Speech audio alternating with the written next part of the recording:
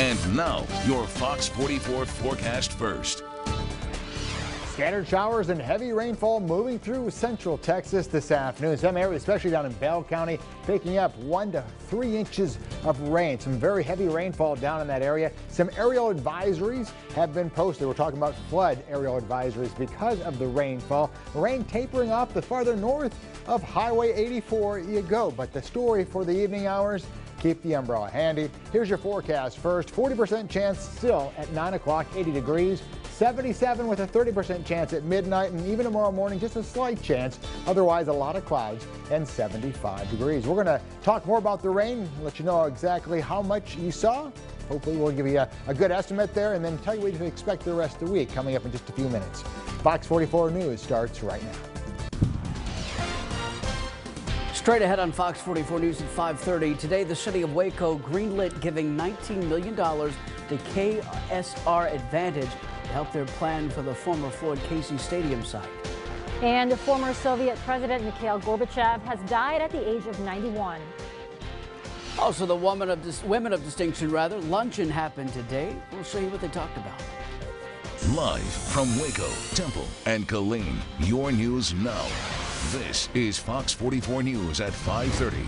Good evening. Thanks for joining us for Fox 44 News at 5:30. I'm Adam Hooper. And I'm MG Montemayor. Well, today the City of Waco Board of Directors approved plans for the land where the Floyd Casey Stadium used to stand. The board voted to give one group more than $19 million to build homes and apartments on the 72 acres.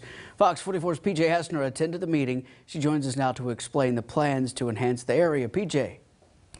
Thanks, Adam. KSR Advantage is the company behind the all-inclusive community and needed the $19 million to make it a reality. There have been several plans announced for the area since the stadium was imploded 6 years ago. On the heels of a housing shortage, a decision was made today to use the land for a mix of housing and commercial properties combined with recreational facilities.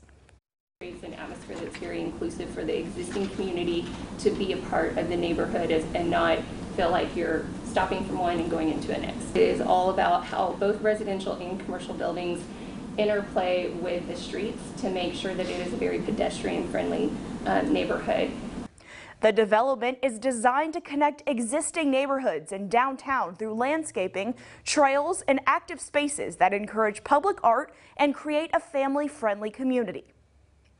Coming up tonight at 6, what all is included in the plan that is said to be something completely new for Waco? In the studio, PJ Heussner, Fox 44 News. Thanks, PJ. Valley Mills Police is looking to identify a careless driver who caused some property damage at Valley Mills Elementary School. The Valley Mills Police Department says that around 8:30 Saturday morning, the driver of this truck backed into the guard railing at the school. The driver left the scene without leaving the required information and has yet to come forward. Police are looking for the driver to carry out lawful requirements. The department says they want to resolve this situation without any criminal charges being filed. A verdict has been reached in the trial of a former Arlington police officer. Ravi Singh was on trial for the shooting death of Maggie Brooks. We, the jury, find the defendant, Ravinder Singh, not guilty. Thank you. You hand it back to the bailiff. You can see the relief in Singh as that verdict was read. Singh was accused of negligent homicide in a shooting that happened back in 2019. Singh says he was defending himself when a dog ran toward him. He opened fire on the animal, but one of the bullets ricocheted, striking Maggie Brooks and killing her.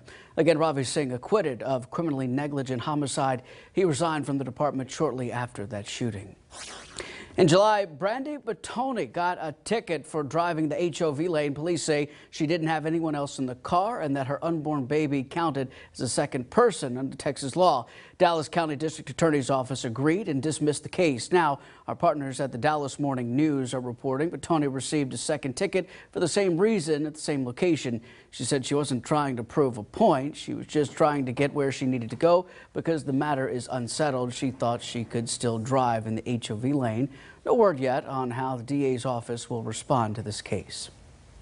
Empowerment, Esther's Closet, and big hats for the themes for the Women of Distinction luncheon today. That's right. Fox 44's Malley Jones was there and shows us how they lifted up one another throughout the morning.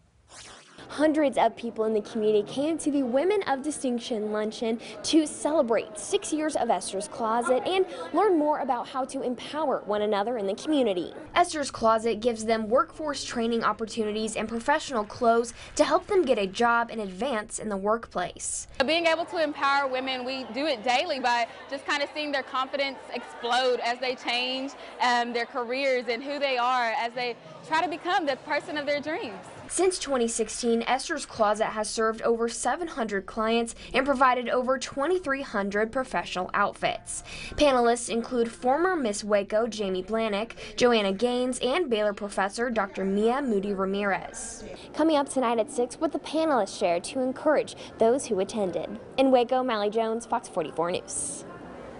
The Greater Killeen Chamber of Commerce is saying goodbye to CEO and President John Crutchfield after 18 years. According to the chamber, Crutchfield has been the head of many projects such as Texas A&M University Central, Interstate 14, business recruitment, the Research Park, and protecting and growing Fort Hood. He is the winner of the Good Neighbor Award and the Association of the United States Army Award, among other professional achievements. Crutchfield's last day is tomorrow, and on Thursday, he will be welcoming his new replacement, Scott Connell. Former Soviet President Mikhail Gorbachev has died at the age of 91. Mikhail Gorbachev was born on March 2nd, 1931, in a southern Russian village. By the age of 21, he was a full member of the Communist Party. Preparing for a life in the party, Gorbachev worked as his way up the ladder, serving a number of posts. He was perhaps one of the most influential reformers in his time. His policies of perestroika, or economic and political restructuring, or glasnost, or openness, served as a hinge on the door for major changes in the former Soviet Union. By 1988, Gorbachev had restructured the government. He shifted power from the central government and the Communist Party to the local level. Though he retired from politics, Gorbachev remained vocal, occasionally criticizing Russian President Vladimir Putin. The Battle of the Badges between Waco Police, Fire, and McLennan County Sheriff's Office continues Thursday. The groups are teaming up with Carter Blood Care to get people to donate blood. You can go to the Waco Police Department and donate between 10 in the morning and 3 in the afternoon. While there, you can vote for the sheriff's deputies, firefighters, or police officers. One blood donation can save the lives of up to 3 adults or 6 infants. Coming up, President Trump expands his legal team. Got that story when we return. Weather-wise, rain's still going on. It's not as heavy as it was, but we'll still have a rain chance, even an isolated storm chance here over the next 24 to 48 hours with another little system moving in. I've got details on that coming up next. This is Fox 44 News at 5:30 with Adam Hooper, MG Montemayor, AMS certified chief meteorologist Mike LaPoint, and sports with Eric Kelly. Welcome back. While Donald Trump is beefing up his legal team, the Justice Department is set to submit a lengthy argument outlining why the former president doesn't need an outside arbiter to review everything the FBI seized in the raid of Mar-a-Lago. Now it's up to a judge. Fox's Caroline Shively has details from Washington. President Trump has a new lawyer. Former Florida Solicitor General Chris Kise joins the Trump team 3 weeks after the government's seizure of classified material at Mar-a-Lago. Mr. Trump says he's done nothing wrong, and now his attorneys want a judge to appoint a special master to review the seized documents to see if they're protected by legal privilege. They've had eyes on these documents that should have been protected with attorney-client privilege. A hearing on the matter is set for Thursday. An important legal step. The Democrats say the focus should remain on Trump's actions. It doesn't take away from the underlying questions that we have about why all these classified documents were carted away, hundreds, including ones related to clandestine sources, and why Donald Trump didn't just return them when he was asked repeatedly. The FBI recovered 11 sets of classified records earlier this month at Mar-a-Lago and 184 documents with classified markings in a January search. What they did here may have been legal, but it was unprecedented, and I think they owe the country an explanation of why it was an appropriate thing to do. It's unclear if President Trump will ever be charged, but the DOJ is investigating potential violations of the Espionage Act. In Washington, Caroline Shively, Fox News. Weather Rate certified most accurate forecast in Central Texas. This is Fox 44 Weather with Chief Meteorologist Mike LaPoint. It has been a wet afternoon, just what the doctor ordered. We needed that rain. We didn't have severe weather. We had some flood warnings at times, and we have some aerial flood advisories out there right now, but skies are mostly cloudy once again. Just take a peek out the door. This is our live Centex Seamless Gutter Sky Tracker right here in Woodway. That is Highway 84, and again, we are reporting some light rain at this time, at least at the Waco Regional Airport. Our temperature, 76 degrees. The dew point says 74, so humidity is quite high, and it is a little bit on the sticky side. Let me show you the very latest. Here's our exclusive Viper radar. Showers and some isolated thunderstorms earlier this afternoon, but it's been mainly just some very heavy rainfall. We'll start down in Bell County where we had that flood warning, a flash flood warning in effect for that area this afternoon for a while. You can see the heavier amounts of rain. Temple over toward Belton, over toward the Killeen, down toward Salado area. Again, average rainfall amounts have been anywhere from 1 to 3, and we'll go over that here in just a second. But right now I can tell you the rain continues to fall right along Highway 84, and then areas to the south, areas to the north of 84. Didn't see a whole lot, not too much in the rain bucket, and that's what we talked about last night. Scattered rain showers, some will see it, some won't, and that's exactly what happened. Down toward the Brazos Valley, over toward Bryan and College Station, some widely scattered rain showers at this time. There's the big picture. We actually have an upper level low spinning around. You can kind of notice everything kind of moving backwards to the northwest. That's that upper level system kind of spinning its wheels there. That's drawing up that moisture, and that's why we've been seeing quite a bit here across the region. Now, these are some official amounts we've seen so far. Again, we've had a lot more than just 2 inches, but again, down toward the Killeen area reporting 2.17. We've had isolated areas over 4 to 4.5 inches of rain in Bell County. That's why we had the warnings in effect. Over an inch, inch and a half close to the Temple area, but as you work your way farther to the north, not quite as much, especially over toward even the Hillsboro area and Comanche. But again, we'll take any of this rainfall across our area. Look at Caldwell picking up very close to 3 inches of rain. So this evening, still monitoring widely scattered showers, nothing severe out there, but the rain activity will start to weaken, and by midnight we're talking a lot of clouds, temperatures mid-70s. By tomorrow morning, low to mid-70s across the board. Maybe a few spotty showers well off to the west there of the Llano area, and then throughout the day tomorrow we're going to see temperatures climb upper 80s to the lower 90s. Some afternoon showers, an isolated storm may fire here or there. Once again, not everybody will see that here in the region. And then very early in the morning on Thursday, we're waking up to, again, partly to mostly cloudy skies. And we're kind of stuck in this weather pattern here where we've got a chance in the afternoon, and there's that tropical moisture being tipped off with the heat of the day, and we could spark off some heavier rainfall for some of us as we hit the afternoon hours on Thursday. So here's the forecast tonight. Mostly cloudy skies, still a 40% chance of scattered showers. Some areas still getting wet down in Bell County, over toward Lampasas County. 75 degrees right now for your low temperature, and then partly sunny tomorrow, about 90 degrees the high. There's that 50-50 chance of a scattered shower, maybe an isolated storm. As we look ahead, this is the Family RV long-range 10-day forecast. There's that 50-50 chance on Thursday. We kind of quiet it down a little bit rain-wise, but we do carry it right through the Labor Day weekend right now. I would not cancel any outdoor plans you have. Just be aware the weather could change. Just keep an eye on the sky, as they say. Temperatures are remaining in the upper 80s and lower 90s. Low temperatures, low to mid 70s. And look at the Bryan College Station forecast. Kind of the same thing there, 40 to 50% chance over the next couple of days here. Not everybody will see it. Temperatures upper 80s to lower 90s, and lows will be in the low to mid 70s. But this is kind of a nice rain, especially for areas down around Bell County where they didn't see much last time, and they had the huge drought problem. We all have that problem, but that's really going to help out quite a bit. Good.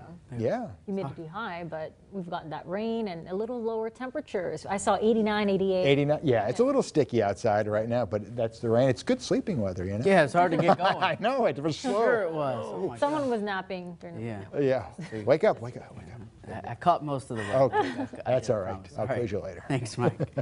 One of the best high school football matchup in the area this week will no longer take place on Friday. We'll tell you when Marlin and Mart will now face off and what caused the change.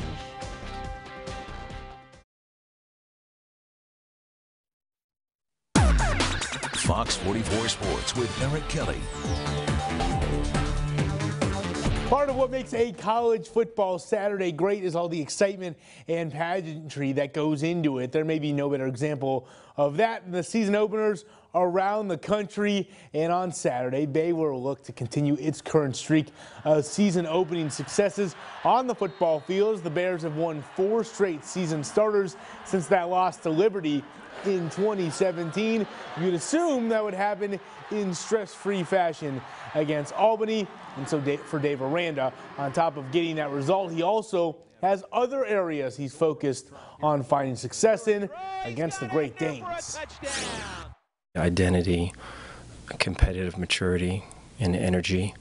You know, I think identity, I talked about there's a jazz musician who said, you know, jazz is simple, but simple ain't easy. And it would be great to really be good at the simple ain't easy part. You know, I think there's a fair amount of teams that maybe struggle with that part. A fair amount of us are going to not be in control. How we handle that will have a lot to do with kind of where our competitive maturity is. You know, depending on where the game is, you know, we're struggling to get in it. We're ahead of it, regardless of where it is, right? We want to be able to continue to build energy. On to some high school football news with the highly anticipated game at the 2A level between the second-ranked team in Division II, Mart, and the 10th-ranked team in Division I, Marlin, will now move to Thursday at 8 o'clock and will take place at Mart as part of a JV varsity doubleheader after the game was originally scheduled to happen in Marlin on Friday. This is all due to the continued shortage of referees, as it is the 3rd game involving an area team just this week to move days due to no available refs. Finally, it's a busy day in the National Football League. Today marked the deadline for teams to cut their rosters down to 53. For the Dallas Cowboys, getting to this number included cuts of Will Greer and that guy Cooper Rush, which as of right now puts Dak Prescott as the only quarterback on the Dallas roster. But of course, a lot of these cuts are temporary as teams then put guys on the IR, which will open up more roster spots once again. And the team does plan to sign one of those guys to be back to the roster to serve as the backup this season. That's sports. Adam MG, back to you. Coming up, Tesla CEO Elon Musk lays out new reasons for backing out of his deal to buy Twitter. And here's what's on Fox 44 tonight.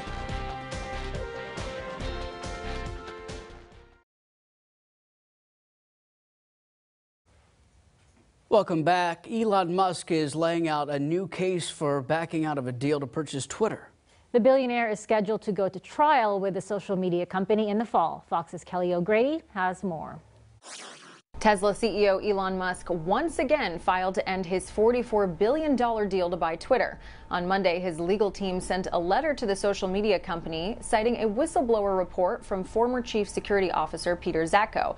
He was fired earlier this year.